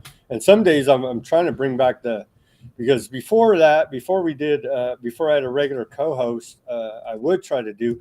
That's why I haven't had you on in a while, Will. So thank you for coming back on with us. I think that's all the comments that we got on the channels. But if you're on another channel, please go over to our YouTube and help us. We're only 6 away here now until we get banned on YouTube again. And then we can move on to the next campaign. Okay, any other things to plug? How do people donate to you? What do you want to plug for yourself and your efforts here, Will? Excellent. Thanks, Sam. Yeah, anyone on my side that's watching, subscribe to Weaponized News. Sam, you've been doing it for a long time. So I remember when we were John and I were actively doing the Natural Freedom League podcast, and we had you on as a guest. And you got us our first strike on YouTube, so that's a nice badge of honor. No, I'm sorry. Did I? No, it was about the stuff we were talking about, and that was during the medical intervention period. Yeah. Exactly. So yeah, I think we didn't even know then, though, right? They was just like it was fresh still. YouTube was free at one point, and people can remember that. And you used to be able to say whatever, and then you couldn't call for violence and stuff like this, and we wouldn't. But we were just talking about what's going on. Hey, there's big tyranny going on here in California, and all this stuff wrong. And then all of a sudden, YouTube said, "Nope, that's you're against our WHO.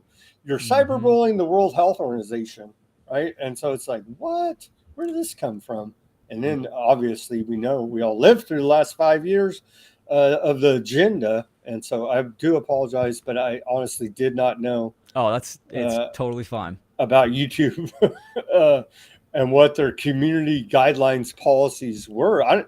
They're very shadowy and gray about it, and they literally just make up whatever they want as you go. And so they may talk about natural laws offensive to some groups, and now that is retroactively striked at some point. Who knows? You're offending our sponsors. You're offending our sensibilities. YouTube has essentially they're trying to, but I don't think it's working out for them. Trying to be like cable for the internet, with the subscriptions and like live stream of sporting events and whatnot.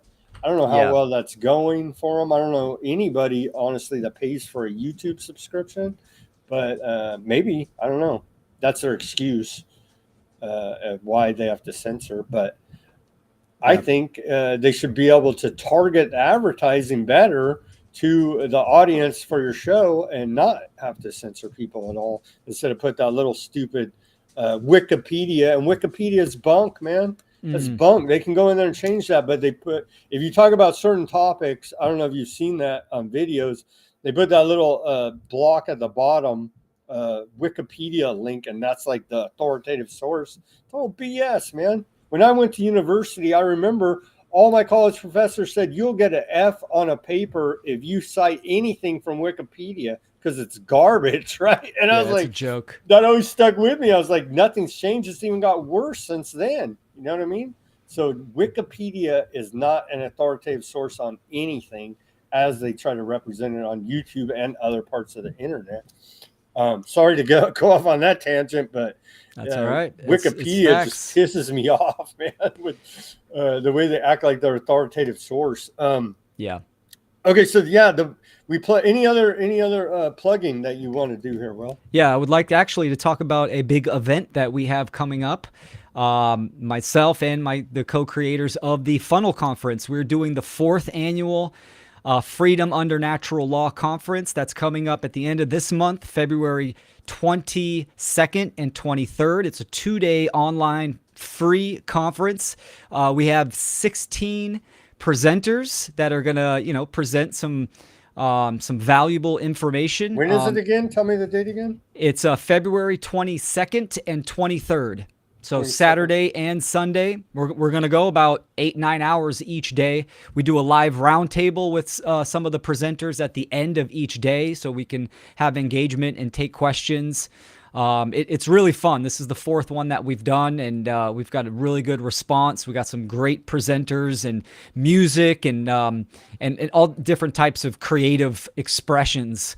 So it's going to be fantastic. People can see the presenter list and the details at freedomundernaturallaw.com, or you could just go to my website, willkeller.com, and there's a tab that has the details on there as well. Which tab is it? Let me throw that up on the screen for everybody. Yeah, it should be a Funnel Conference. If you have the drop down on the more. There it is. Funnel Conference. There we go. Yeah, that's the flyer. Awesome. And it's also has the link right to the website. So I'll give a shout out to the other organizers that have been working tirelessly to, do the website and communicate with the presenters. So we have a nice, smooth event. Free of charge, huh? Free of charge, absolutely. Of course, anybody that wants to support and donate, a lot of the funding comes out of our own pockets. So, donations are appreciative as well.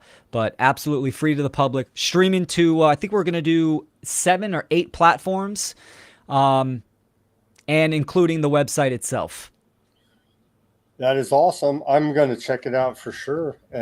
And you say 8 hours per day or even longer. That's an epic broadcast going on there. Oh, yeah. And we started it, during the lockdown time and couldn't do an in-person event. So we decided to go virtual, had a really good response, and just been doing that ever since. So we're mimicking what an actual conference would be like. So there's breaks, an intermission, presenters, music, and then a live discussion at the end with the presenters themselves. That is awesome. And you're not just giving your time, effort, energy, knowledge. This stuff does cost money. And we did have a fundraising drive at the end of last year to pay for the Restream software, to be on 8 different channels, to pay for the different subscriptions that we have to pay for to bring you this information in these shows. And so all that, as you know, being independent, most of it comes out of your own pocket. And yes, and thankfully, hopefully, you have a loyal and generous enough audience that you're providing content that they feel valuable enough they want to help support monetarily. But hopefully, you can raise some good funding out of this and help offset some of your costs. And that's not even talking about, like I said, paying for your invaluable knowledge that you're bestowing upon the public here as well. Yeah, the truth is not popular, and anything popular usually isn't truthful. So it's a tough reality to be in. Regardless, I'm going to keep speaking the truth. And it's, it's very gracious when, people support, my efforts, your efforts, and people should, right? It should be valued. So, yeah. I had a, what did they say? They said something like that. The truth is not popular. Something like what you said. What's the name? Clint Richardson. He's an old school truther kind of guy doing deep dives before a lot of people were on the internet, and he had a radio show and all this stuff. And he said something like that. I was like, he's like, there's no money in the truth. Nobody wants to pay for the truth. People just take it for granted that, oh yeah, or the majority don't even want to hear it. But then a lot of, but not our audience. Our audience has honestly been very generous, and I truly do appreciate it. And every time we've done a campaign, we've raised funds, and so we do truly appreciate it. Fantastic. Yeah, and beautiful. Everybody go on the 20, starting on this month. So it's like what, 3 weeks away here now. Yeah, little, 2.5. 2.5 weeks away. February 22nd, 2025. Funnel for Humanity Rising, free online, and go to I'll see some links and post it once you guys start promoting it more. Oh, here's your let's promote it right now a little bit. Here's the flyers. Here's the flyers for it, all these different speakers. Oh, that's the that was the previous funnel conference. One. If you go up to the flyer, right there, it should be a link associated with that flyer. Where do I click? Oh, maybe I forgot to put that link on there. It's the direct website is freedomundernaturallaw.com. And there should be a link. Let's see. Let me search that real quick. Freedom under natural law.com. Yeah, that'll have all the presenters on there. 4th conference. There we go.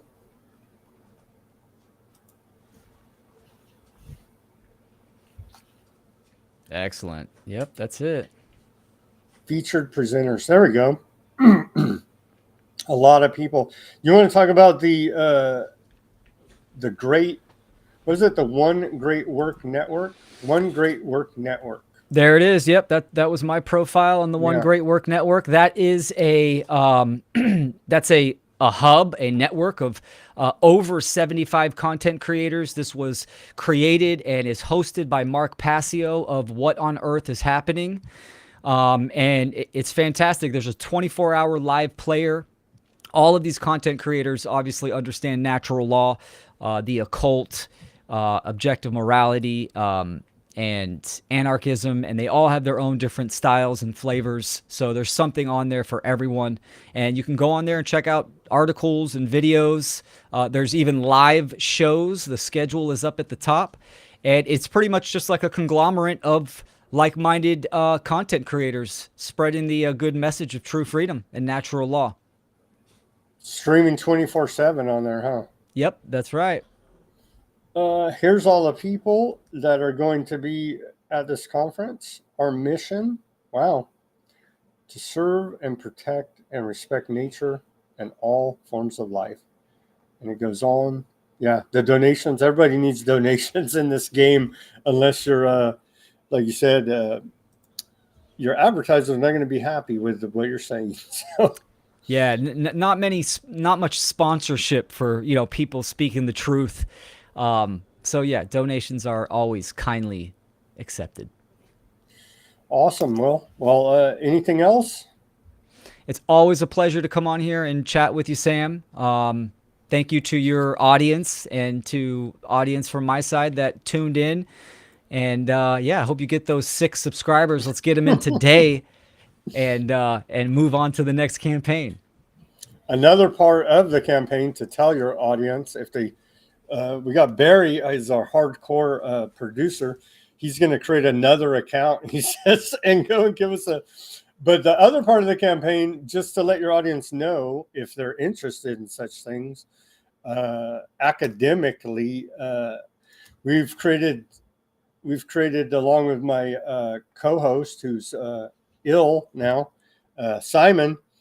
We created 12 documentaries, and so you can go to the bottom here of the YouTube Weaponized News channel, scroll to the bottom, and here's 12 documentaries from the primary source documents about the new world order from the Russian and Chinese perspectives, about the new nuclear doctrine from Russia and the new nuclear doctrine from the United States. We have a documentary about BRICS there, about the genocide from the UN documenting it, and 12 and a bunch more about the new world order, the new era that we're going into. And you can get educated up about these topics, or just simply push play, mute, and walk away and let that playlist play, and let us rack up these viewing hours to reach these thresholds, and it would be truly appreciated. Excellent. That's great. All right. So yeah, we tried to make it easy and reach these thresholds through the censorship, throttling, and general dislike out there on the interwebs. But especially with all the platforms claiming to be, you know, non-censorship now, right? But there's always terms and conditions that come with that. I could even abide by whatever terms and conditions there are. It's just they're always changing them and just making up and selectively enforcing it.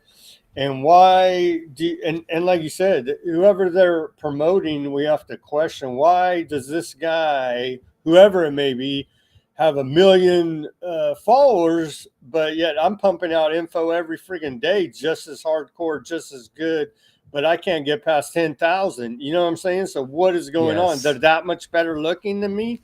Like, you know what I'm saying? Like, what is going on here? Something's behind that.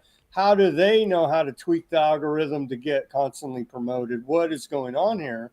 And those of us who are content creators can see that. And I have to always question in the back of my mind, are they that much better than me? I don't think so. You know what I mean? Why is I put out, I don't know, thousands upon thousands of videos and none. But see, I remember back to when YouTube was organic and you could organically go viral. And I had many videos go organically viral, but it just can't. All the platforms, all the big ones, right? Facebook, YouTube, X, and then the other ones, I don't even know how they work. Definitely not like old YouTube. You can't go organically viral anymore. They put a lockdown on it, and it's just not going to happen.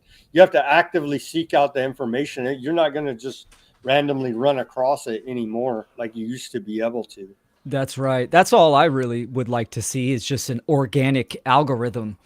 But, you know, I mean, you have to, being a content creator, trying to, you know, publish content and get it out there, you have to understand kind of the marketing aspect and how these algorithms operate. So like you mentioned earlier, having a nice title card actually does help. Pressing like on a video actually does communicate to the algorithm. So there's kind of these hidden techniques that can kind of aid in exposure. And, you know, the algorithms are absolutely against content like ours, for sure. Unfortunately. All right. Well, we're at the 2-hour mark here. Thank you very much again. And we'll have to bring some people on from your network and you again a lot sooner than later to continue on preaching the good word here. Absolutely. Anytime. Thanks, Sam, for having me on. Thank you. Will, we're going to play out here with Ethnic Cleansing. I listened to a couple minutes of it. It's kind of like reggae style, but I thought in honor of Trump saying the United States is going to take over the freaking Gaza Strip, the craziest thing I've ever heard. Will it actually happen? I don't know, but he's saying it at a press conference in front of God and the whole world. So it may very well happen. how any of it's legal, right? Where's Congress? Well, as we continue to cover, the majority of Congress is paid off by AIPAC, amongst other lobbying groups. So I don't think they're going to put up much opposition, but I think the people of the United States should, and say, hey, this is not our war. This is none of our business, honestly. We got enough problems here than to worry about the borders over there in Aardvark land and what they're doing with their people. And it's a horrific situation.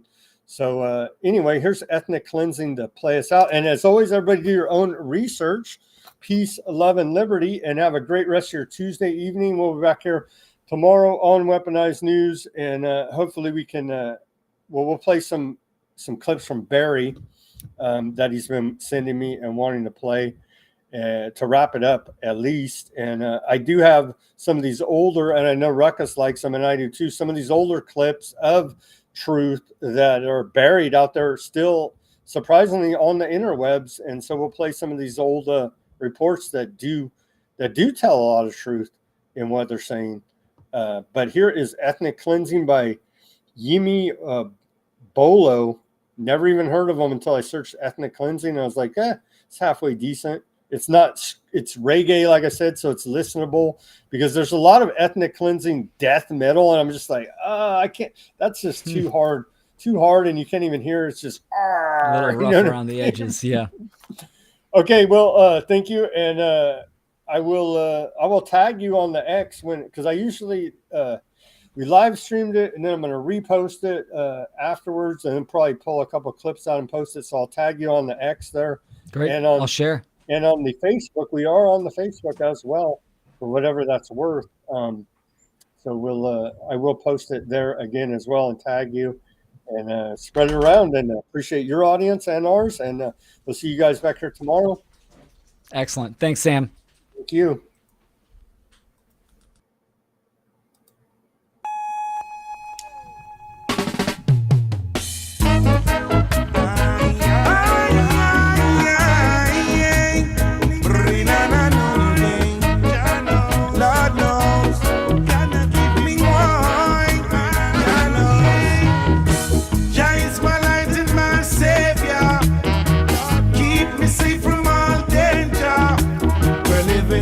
Crucial times of the iron-handed rulers. Meanwhile, he sits on the throne and lives and rules forever. Divide and rule, the wicked man will conquer.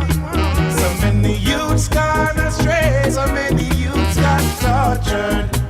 Meanwhile, war one in the Middle East, telling the leaders say what we see. Another crime against humanity, killing the babies and their families. They call it cleansing, they call it ethnic cleansing. When it's children they are killing, and poor people are the victims. Cleansing, they call it ethnic cleansing. When it's children they are killing, and poor people are the victims. Jah is my light and salvation. Say he's the ruler of all nations. Babylon keep building their bombs to kill the generation.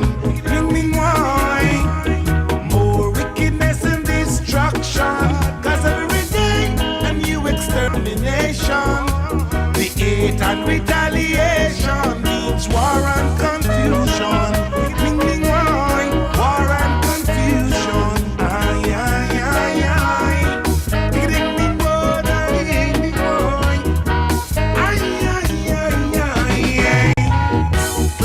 Cleansing, they call it ethnic cleansing. When it's children they are killing, and poor people are the victims. Lord knows. Cleansing, they call it ethnic cleansing. When it's children they are killing, and poor people are the victims. Jah is my light and my savior. Keep me safe from all